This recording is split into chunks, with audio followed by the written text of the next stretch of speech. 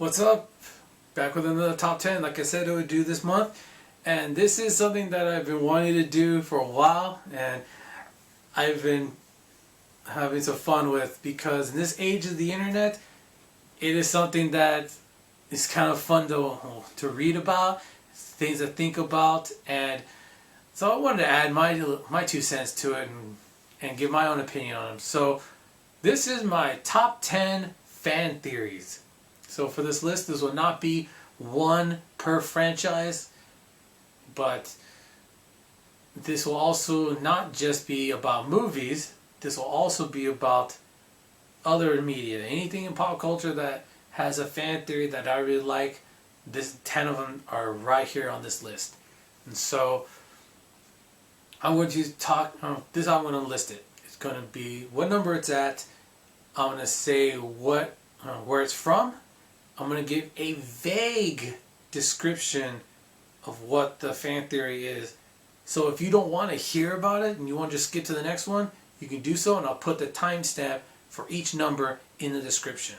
So with that being said, here we go. Number 10 is from The Rock. Shaken, not stirred. So with this one, it is about, of course, The Rock, Michael Bay's classic. My favorite Michael Bay movie, actually. And so it is about Sean Connery's character, John Mason. And so the fan theory goes that John Mason is Sean Connery's character's real name, and that he was once James Bond. And what's interesting about this theory is that it does make some sense, because in the movie where he's beating Navy, I don't know if it's Navy SEALs, it was, but definitely an American military man, beating him up and kicking his ass and holding him off until Nicolas Cage's character can shoot him. Stanley Goodspeed, that's what I'm trying to remember the name. And when Stanley Goodspeed asks him, "Where'd you learn all that?" he tells him, "Learn from the best, British intelligence." This may have been just a nod to Sean Connery's most famous role, but it's a nice idea that no, this person was caught by the CIA or the FBI in some sort of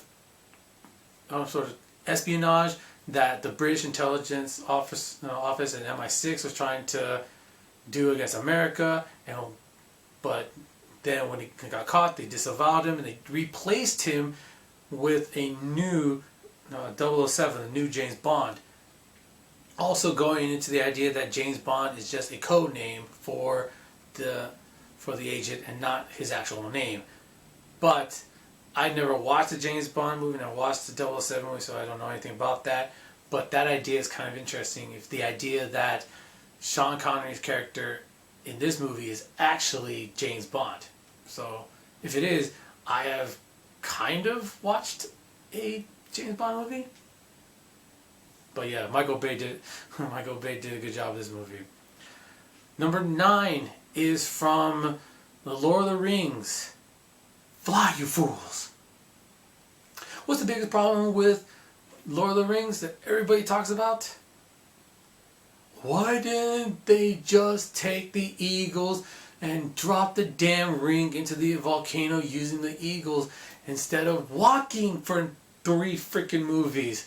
Why didn't they just take the eagles? Why didn't they just take the eagles? Everyone has talked about it, has talked about the problems with the Lord of the Rings. This is the biggest thing that sticks in their craw, is the idea that they should have just taken the birds and taken the eagles and flown to Mount Doom and dropped the ring in.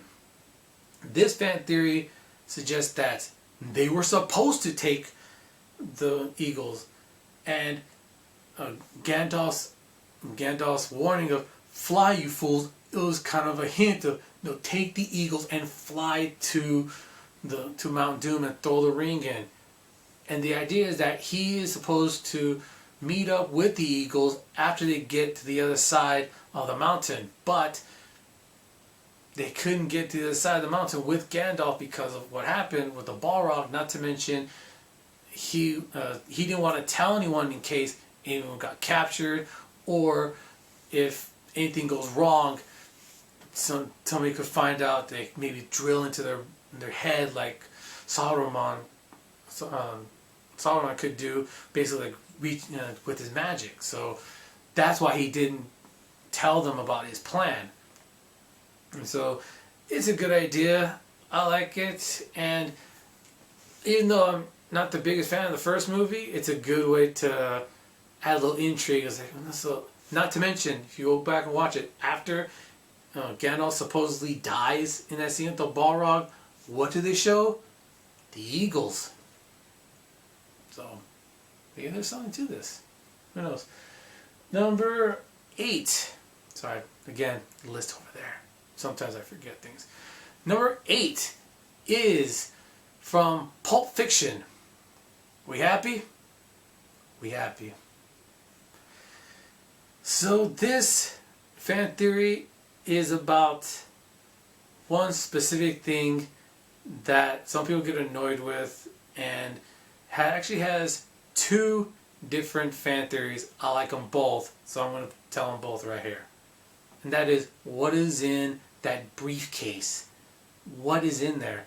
Because we never find out. The people in the movie see it, but we don't. So fan theory number 1, which the most popular one, is that it's Marcellus Wallace's soul.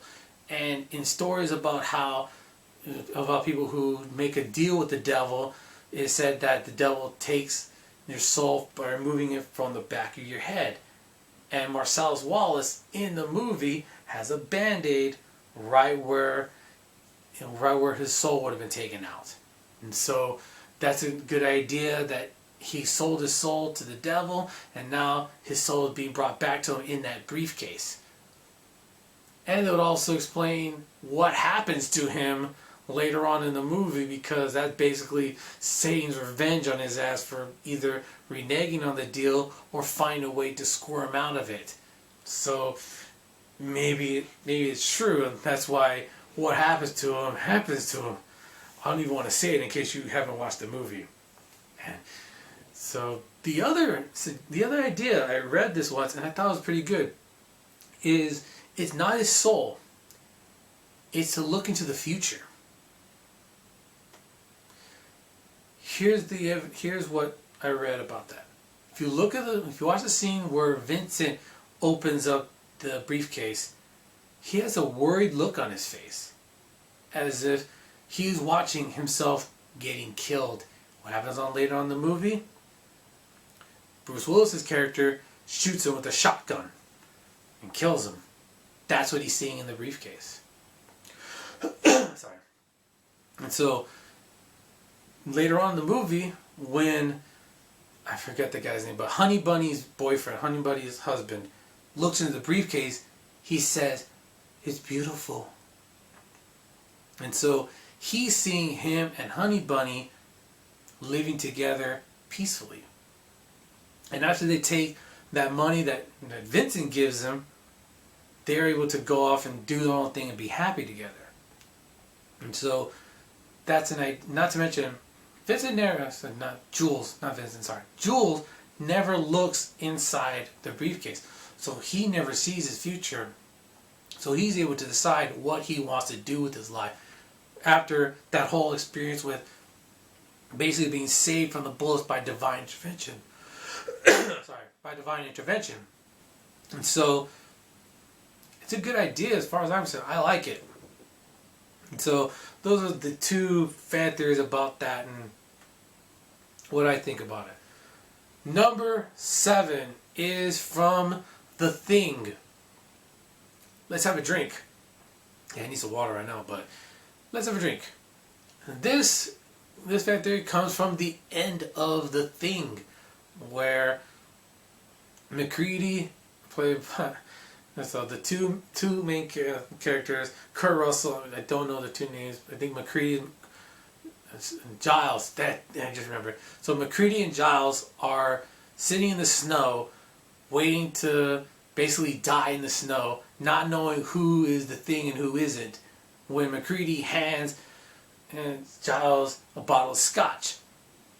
But early on in the movie, we see MacReady making Molotov cocktails using the similar types of bottles. So instead of handing Giles a bottle of wine or a bottle of whiskey, he's handing him a bottle of gasoline.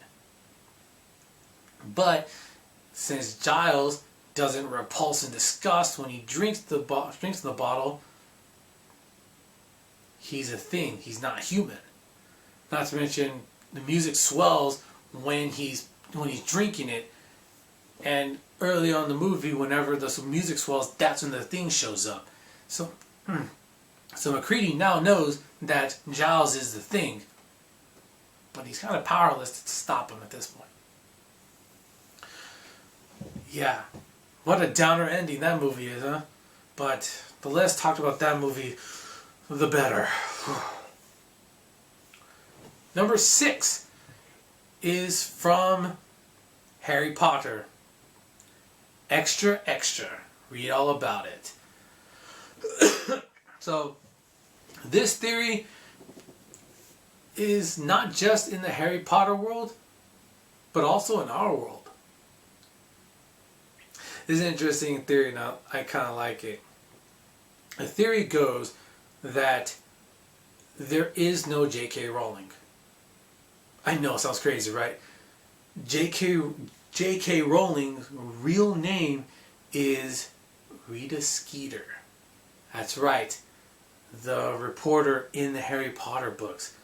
The theory goes that Rita Skeeter, after being basically kicked out of the magical world or kicked out of reporting in the magical world because of her sensational stories not being true, she decides to write a story exposing the magical world and telling the Muggles that magic exists and that they need to be concerned about it because they are using child soldiers to fight their war. But since the Muggles just read the books and said, oh, what a cute little story, and it's getting my kids to read now, the Ministry of Magic isn't stopping the sales of the Harry Potter books because people don't take it as serious, and J.K. Rowling or Rita Skeeter isn't trying to do anything about it because she's getting paid.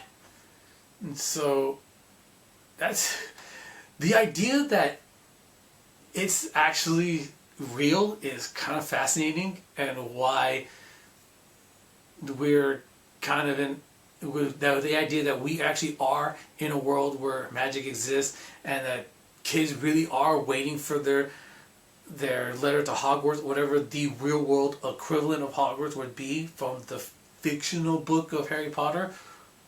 And there's even a question that people have asked, well, if Rita's actually writing about it, why would she write herself into the story and make herself so unlikable? First of all, she would write herself in the story because she'd be very egotistical. She would want herself to be in the story. Kind of like how M. Night Shyamalan put himself in The Happening in a very important role.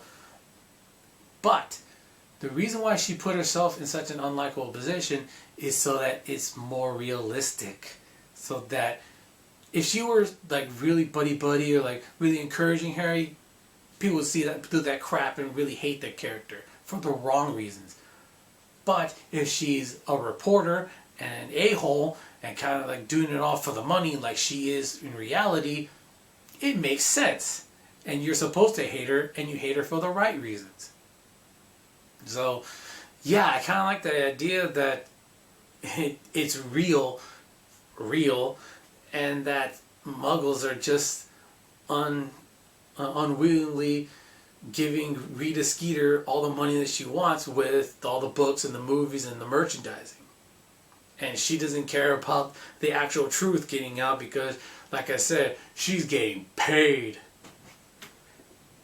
But I have to say, as good as that theory is, it is not my favorite Harry Potter theory. Not my favorite Harry Potter fan theory. That one will come up in my top 5. So until then, tell me some of the ideas for any of these theories that I brought up. Do you agree? Do you disagree? So let me know in the comments, and stay tuned for part 2 of this list. Alright, later. Bye.